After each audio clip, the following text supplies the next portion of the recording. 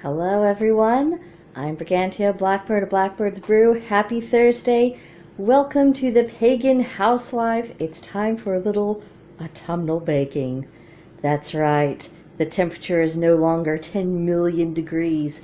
We've got an apple pie that's going to be prepared right here. I've got all the stuff set up. Everything's arranged and ready to go. There's the recipe book, which you can tell I've maybe used once or twice. It's so nice to be able to do fun things again. So as you can see, the games have begun. In this bowl we have flour, we have a little bit of salt, and we have some shortening. You can use shortening or you can use butter in this particular pie crust recipe. And then over here we have some milk that's just kind of hanging out. I put some apple cider vinegar in it, and it's thickening and looking all pretty, and we'll be putting that in a minute. So I am showing you this part of the process because I think some people might feel a little bit too intimidated to make their own pie crust, and I just want to show you step by step that it actually is not that big of a deal. If you're interested in the recipe, you can come see me on Gilded. I will be happy to share that with anyone who happens to ask. This is very easy. It's called 100-year-old pie crust recipe. It was put in my mom's cookbook that I got from her from a distant relative of ours, kind of like a fifth cousin. I don't know how we calculated that, but you know, there you go. Distant relative. And you know, it's a grand total of 5 ingredients. That's it, just 5. So I am now going to take my trusty pastry blender, and I will be back in a moment to show you what things should look like before we put in the milk and then start stirring. So after you've done using the pastry blender, you want a texture that's about like that. And if you don't happen to own a pastry blender like this, what you can do is you can take 2 ordinary butter knives from your silverware drawer and just crisscross them, and you can get the same effect. It took me less than 2 minutes to do this. Trust me, this is definitely not hard stuff. Now our milk vinegar mixture is just about ready, so I'll get that going. We'll make the little well thingamajig that all the posh chefs keep telling people to do. Then we'll pour it in. I will stir, and we'll go on to the next step.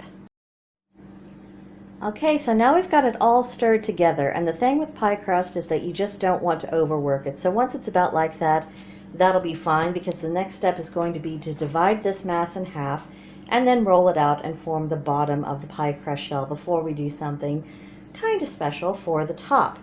Now, if any of you are interested in doing a little bit of kitchen witchery and you're wondering, well, what can I do with the ingredients that's just in this pie crust? Well, it's very simple.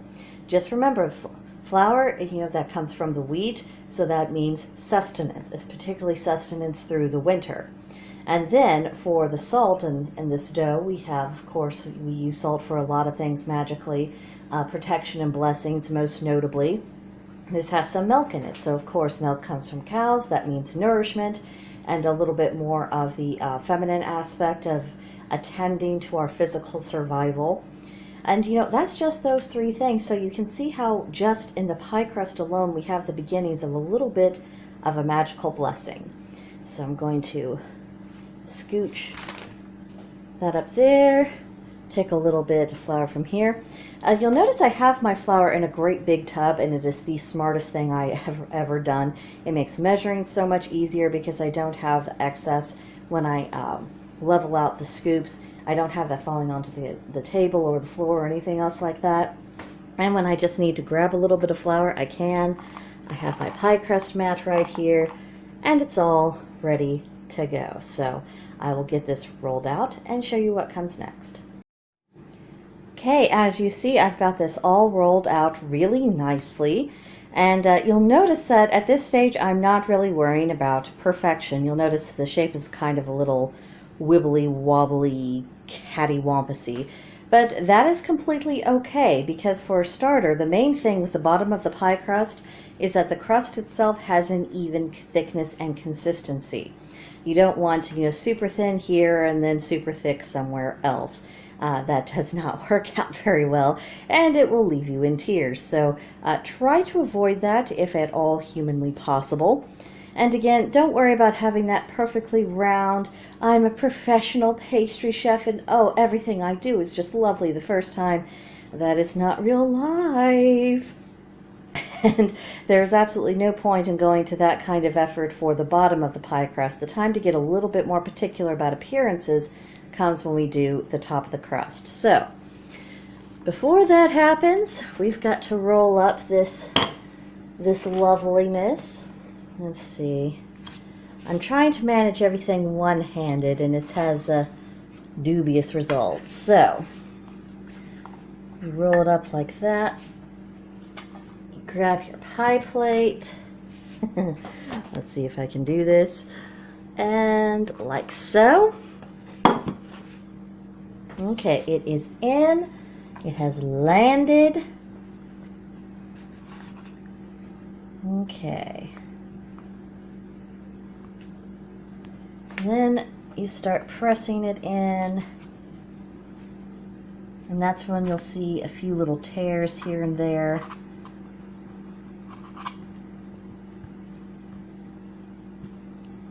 You just squish those together.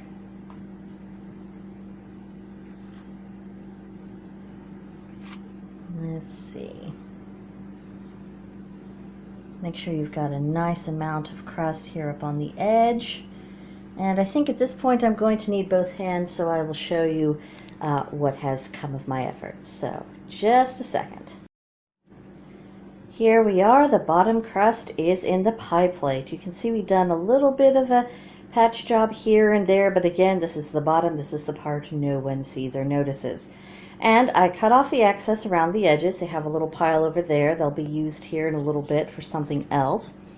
And as I'd like to dress up the edges of the pie crust a little bit, we're going to take our friendly friend Mr. Fork over here and just give us some nice little marks, because the idea I have for the top of the crust, bits and pieces of the bottom crust right here might show. So in the event that takes place, there we go, now you can see what I'm doing.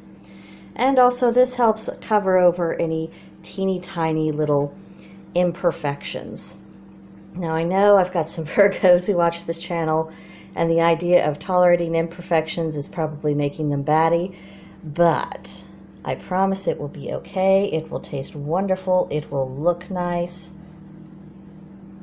No one is going to judge. Alrighty. Oh, I'll tell you what, it is very difficult trying to wrangle the camera and everything else at the same time.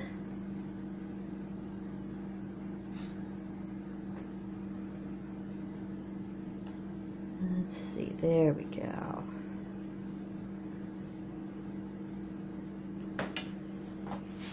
Scooch this out a little bit here. Okay. Almost all the way around.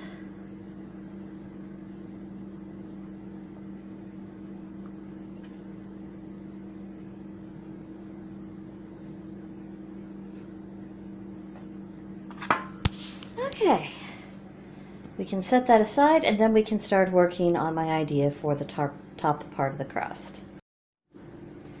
So I've got the rest of the pie crust all laid out, ready to go. And instead of doing a traditional, crisscrossed braided thing, or just kind of a flat top with, maybe A in the center, I thought it would be fun to take these little bitty guys, let's see, that are in the shape of leaves, and do the pie crust as leaves. So this is a process that admittedly will take a while, but it's also the first apple pie of the year. It is the first genuinely fall feeling day of this year, so in honor of the occasion, I am going to do just that, but I will not make you sit through that process. I will check back in later.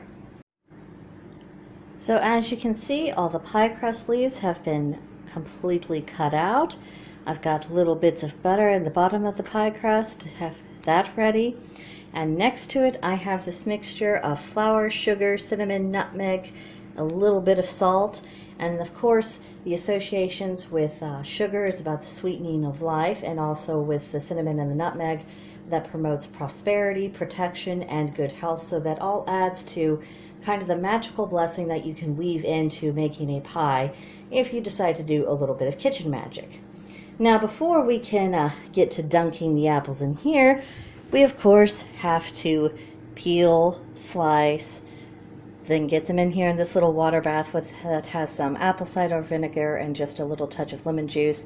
Then after all of the apples have been put through that process, then we drain them over here, and then we can begin with the great dunking. So things are moving quite along.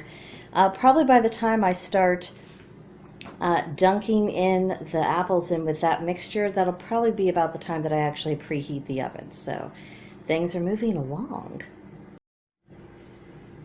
Now we're really getting somewhere. As you can tell, the apples have been sliced. They've been coated with the sugary cinnamon mixture. They're sitting there very happily. It's time to put on the little leaves, and to help me with that process, I'm going to be using that egg wash. Partially as a glue to help keep the top crust together, but also when I take off the aluminum foil, the last part of the baking, so that it has a nice goldeny brown, hopefully glossy appearance. So we shall see what this turns into. And here it is, ready to go into the oven. Right before I put it in, I will put some aluminum foil over the entire pie crust so that the pie crust doesn't burn. And it'll bake for 45 minutes, then it'll come out briefly. I'll take off the aluminum foil, and then it'll spend the last 15 minutes getting hopefully a nice goldenly brown. I do feel pretty pleased with how the leaf topping turned out. If I were to do it again, I would probably want more cookie cutters in the shape of leaves, different kinds of leaves, just have a little bit more of a less uniform effect. But still, for a first try out this particular idea, not too shabby. We'll see how it bakes up. And ta-da! Finished product. We have an apple pie with a leafy top. You can see a little bit of the golden brown. The lighting isn't the best, so we don't get the full effect, but yes, the first autumn bake of the season. So that's what I have for you today. Comment down below if you have any special baking projects that you always save for the autumn. I would love to hear all about it, and don't forget to come see us on Gilded at Blackbird's Brew. Link in the description box below to join, and I hope to see you soon. Bye!